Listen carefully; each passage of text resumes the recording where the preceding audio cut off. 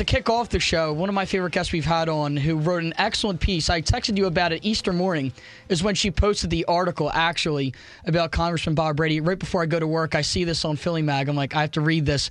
A nice, long, in-depth piece. Yep. The article's titled, Why is Bob Brady Still in Charge? Bob Brady, who used political charm to rule Philly's Democratic Party, but with one politician, another heading to jail. How's that working out for us? And that was written by Holly Otterbein. Holly, how are you? Holly, can you hear us? Yes. Can you hear me? Yes, I can. I apologize. It's for some reason I don't think it aired right away. But anyway, first off, when you first wrote this piece, again, I told Ryan as soon as I saw this, I made sure I read it in its entirety. A really long, in-depth piece. How long did it take to write? Because obviously you have to spend some time with the congressman before you get all this analysis. Yeah, it took about a month to write and to hang out with him. I mean, I spent an entire day with him starting at 5 a.m., driving down to Washington, D.C. with him in the early morning when it was still dark out. Bob Brady actually picked me up at my house in South Philly, so that was an There you go. Not many people can say that. And then we hung out in Congress and in D.C.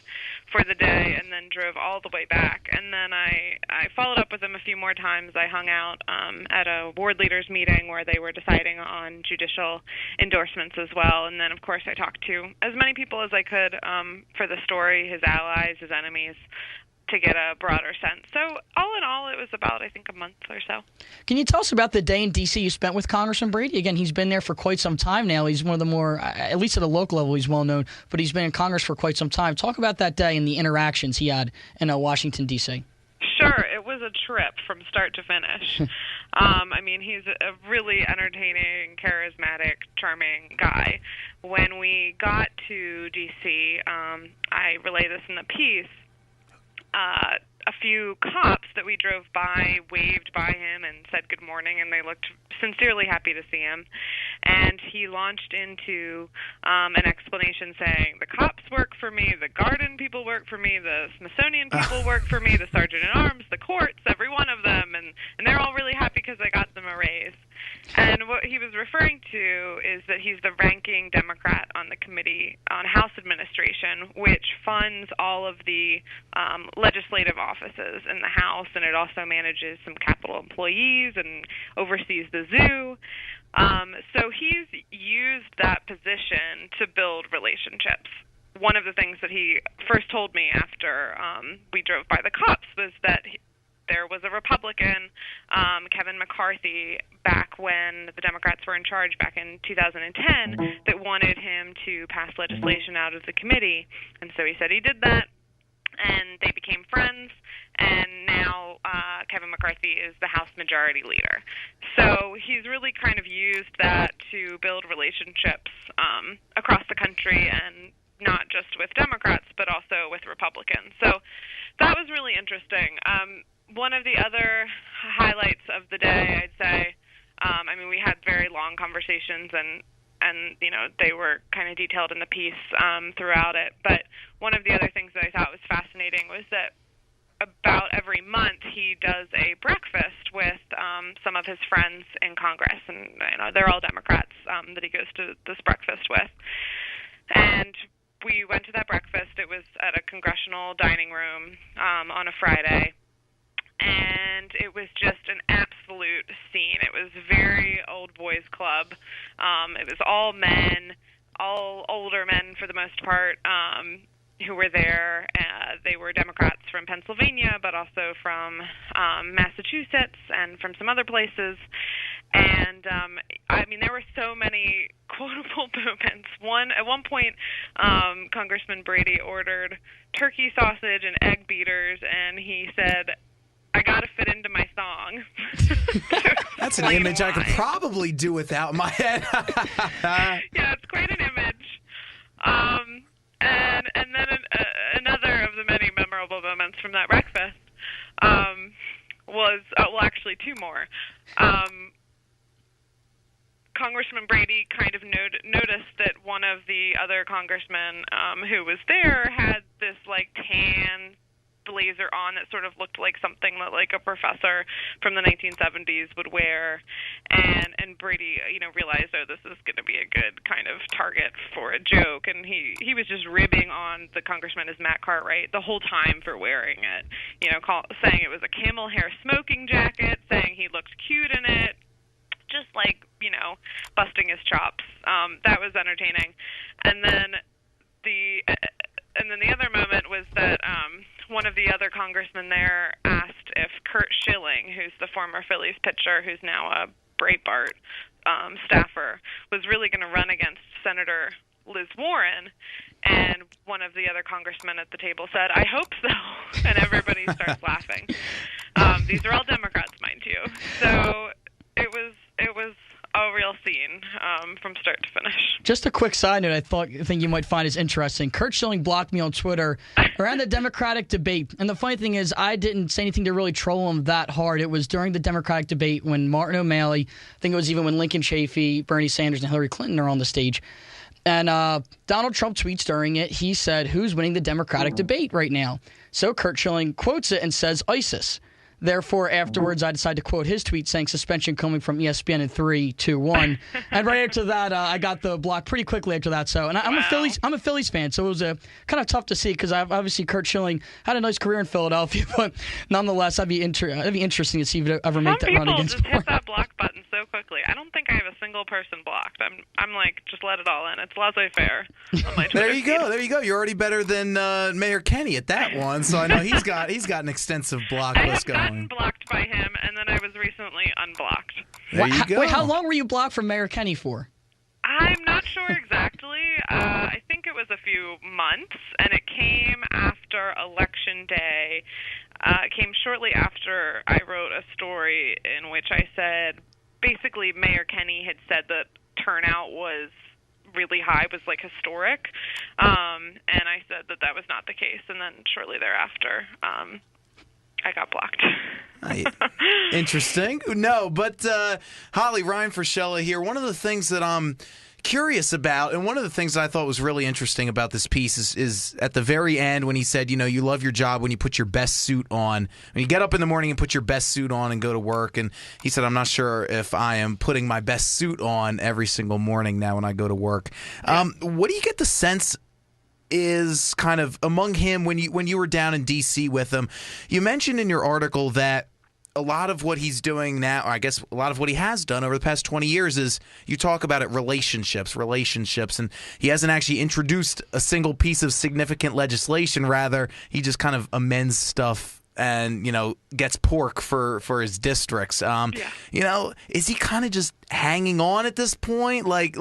Is this more of a club for him than it is like an actual legislative job? So I went into this, having heard all of these rumors that he was going to step down soon, either as a congressman or a party chairman. And, there are, side rumors to those rumors. There's a rumor that if he steps down as chairman, he would install John Seidel, who was the former city controller and a longtime friend of his. If he steps down as congressman, there were rumors that he would attempt to install somebody else. So I went in, having heard these rumors for months, and after I started talking to both him and his allies, I really became convinced that there wasn't really a plan for him to step down soon. That these rumors had actually been circulating for years. I talked to some people who had covered him in the past, and they said, "Oh yeah, there was a really strong surge of those kinds of rumors 10 years ago," and obviously, he didn't step down then. So after that, I thought, okay, maybe he's going to stick around for a while then, and he seemed really energetic. I've covered him for a long time, and every time I talk to him on the phone, he seems energetic. And then certainly when I went down with him to D.C. and hung out with him at a ward leaders meeting, he seemed at moments to have more energy than me. I was like, are we seriously, driving at 5 a.m.? This is terrible. And he was, fine and, ready to go and ready to answer my questions. But then there was that moment when he, said that he wasn't putting his best suit on all of the time. And it was that was the only one, and that felt like maybe a glimpse into some doubts that he's having, or just thoughts that he's having about stepping down. So, at the end of the day, I really don't know. I thought an interesting quote because it seemed like maybe he was letting his guard down a little bit and saying, yeah, maybe it's time to start thinking about stepping down. And what were I'm curious into kind of, I have this image in my head of you and him going down 95 as you head into Washington, D.C., as he's kind of recounting his legacy here in Philadelphia. What was he like when he was talking about it? Was he nostalgic? I mean, some of what you detail in his background and there was interesting. I mean, Sergeant at Arms in City Council, and thought about possibly higher aspirations within Philadelphia. Then decides to run for Congress. I mean, he's seen a lot. Does he see this as kind of like, this is my happy place? Like, what was kind of his tone as you guys were talking? Well, like I said in the article, I mean, I would try to get him to talk about things like the, rampant corruption in the party or his legislative history, and he wouldn't really engage that much. And then anytime either I got him talking about his friends and his relationships or he just veered the conversation into that area, then he had a million stories to share. I mean, like I said, he's a very charismatic, high-energy guy who has a million different anecdotes. And, of course, they're, super entertaining. I mean, some of the history that he shared is just fascinating, like the fact that when he was getting his career started as a sergeant at arms in city council, that he actually had to physically remove John Street. I thought that was hilarious. before he was mayor or anything, he was, I think, just an activist at that point. Was just so interesting, and he had a million different stories like that. And he also had a million stories about how he was friends with every single person you could ever think of. I mean, from, just a regular Joe to block captains, to Paul Ryan, Hillary Clinton, Joe Biden, this president, that president. Like, he has a million stories with all these people, and he's really tried to, I think, build those relationships and keep them in order to get things done, for better or for worse. Did he at least give any insight into the corruption? Just because, that's been something that's plagued the city and the state Democratic Party. Yeah. Well, when I asked him about the corruption, like I said, he never engaged much, but he always had excuses. He would give an excuse and then change the topic, or we would discuss something else. I mean, he kind of has an answer for everything. So, for Seth Williams, the district attorney who was recently indicted, he said he wasn't his guy. Williams was never a Brady guy. When I asked him why did the party endorse Shaka Fatah, the former congressman who is now in prison for his corruption charges, when I asked why the party endorsed Shaka Fatah after he had been indicted, he said he couldn't turn his back on him, and the ward leaders wanted it anyway. When I asked him why the party endorsed State Rep Leslie Acosta's favorite in the 197 special election, Leslie Acosta, of course, is recently stepped down from her state house seat because she had pled guilty to various charges. He said the ward leaders wanted it. Again, a lot of this came down to him, I think, being unable or uninterested in saying no to ward leaders. So he just kind of had an excuse for almost every corrupt element of the party. Talking to Holly Otterbein here, senior writer for Philadelphia Magazine, who covers Philly politics and a lot of other stuff locally. Holly, again, about this piece with Bob Brady, the thing that sticks out to me, again, you say the word friend. He said the word friend 41 times in one day. So, a two-part question here for you. One, you mentioned about a story about in 2007 when Congressman Brady, it seemed at the time, was possibly running for the mayor of Philadelphia. And there was a situation where Mayor Kenny, at the time, Councilman Kenny, was in some hot water, and there was he tried getting a bill passed in which he pulled the bill. And then after that, one of the opponents of it, I believe it was Stahlberg, he called him after that and saying, take it easy on Jimmy. So I want to ask you about the loyalty thing with Brady, because I guess that's why he's held onto the seat so long, because I guess loyalty pays off. And then two, do you think that is there a significant uprising to try to uproot him anytime soon? Yeah, so to your first question, has loyalty paid off in terms of keeping his seat. Yeah, absolutely. I mean, he hasn't faced a serious challenger ever. And that is in his congressional seat, that is. Of course, when he ran for mayor, it was a competitive race. And that's definitely partly, if not largely, because of the relationships he's kept and because he's the head of the party. I mean, people don't want to run against him because then they're shooting themselves in the foot, potentially. I mean, I wish that someone, who is credible and a, real potential candidate just looked past that and ran against him anyway in order to just have competition in this city. I mean, people deserve a choice, but that hasn't happened. On your second question, do I think there's going to be an uprising to either, I guess, run against him as a party chairman or as a congressman? I think that there is more energy now than there has been in the recent past around reforming the party. Right after President Trump's election in November, a number of different organizations held workshops for people, telling them how to run for committee person and election board worker. And those are kind of like the building blocks, like the foot soldiers of the Democratic Party. So tons of people showed up, like hundreds and hundreds. They were mostly aimed at millennials.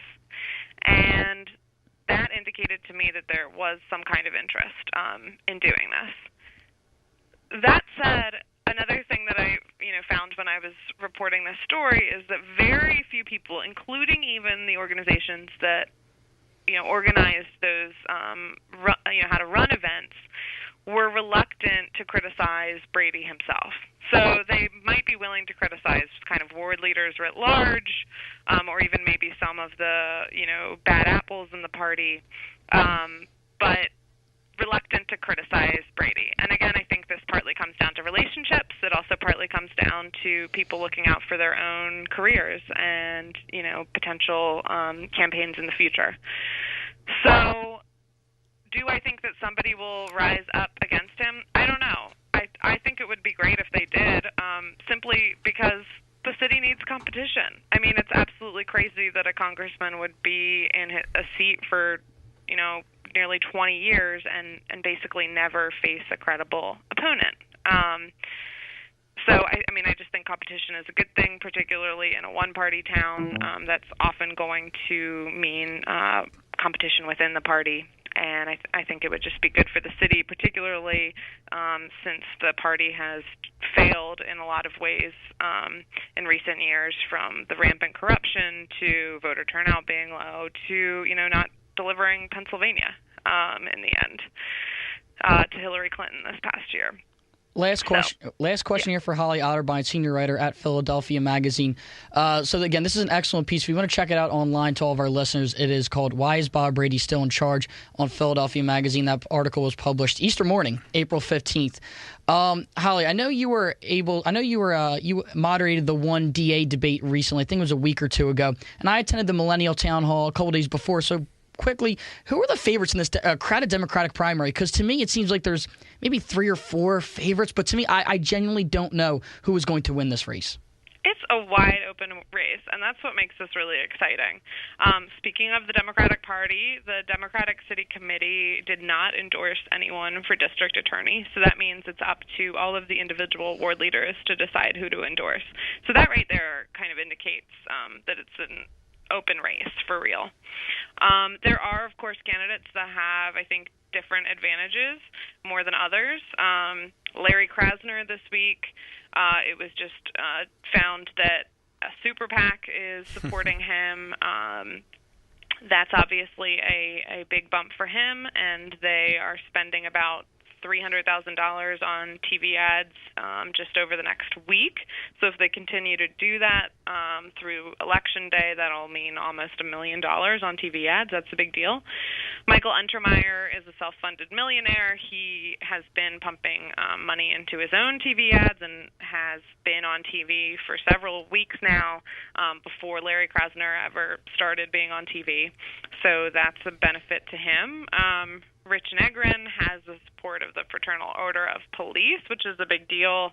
Jack O'Neill, another candidate.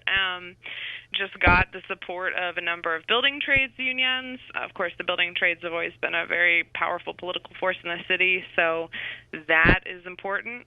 Tariq El-Shabazz, another candidate, he was the former number 2 to Seth Williams. He has a base. He's also the only African American candidate in the race, and that's potentially going to play a role in the race. Let me see, who else am I missing? There are other candidates there. Joe Kahn has been a successful fundraiser, and he's expected to go on TV soon. And then Teresa Cardena, I think, probably has none of those more obvious kind of strengths as the other candidates in terms of, big union support or a super PAC, or, plans to go on TV. But I have seen some signs around South Philly for her, so she has some sort of support. She also used to be counsel for the Democratic Party, so I know she has some relationships there with ward leaders. We'll see whether or not that benefits her. So honestly, when I say it's an open race, I really mean it. DA races usually attract very few voters compared to other elections. 100,000 or so voters usually come out. So if that's the case, that means that, in a field of 7 Democratic candidates, you could potentially win with, 20,000 to 30,000 votes. That to me is crazy in a city of 1.5 million. It's nuts. It's totally nuts. So I really do think it's a wide open race, and a lot's going to be determined in the last 2 weeks, as people ramp up and more candidates get on TV, and people start to really work the grassroots. Again, we've had a blast covering it for WHIP. You've done an amazing job covering it as well for Philadelphia Magazine. Holly, thank you so much for joining us today, talking about your article on Bob Brady, about his role leading the Democratic Party in the city of Philadelphia. Check that out on PhillyMag.com. Thanks again, Holly, and we hope to talk to you again soon. Thank you so much. I really appreciate it. Always a fun time. Thanks, Holly. So there you have it again. Holly Otterbein, senior writer at Philadelphia Magazine, covering Philadelphia politics. She's one of the best, and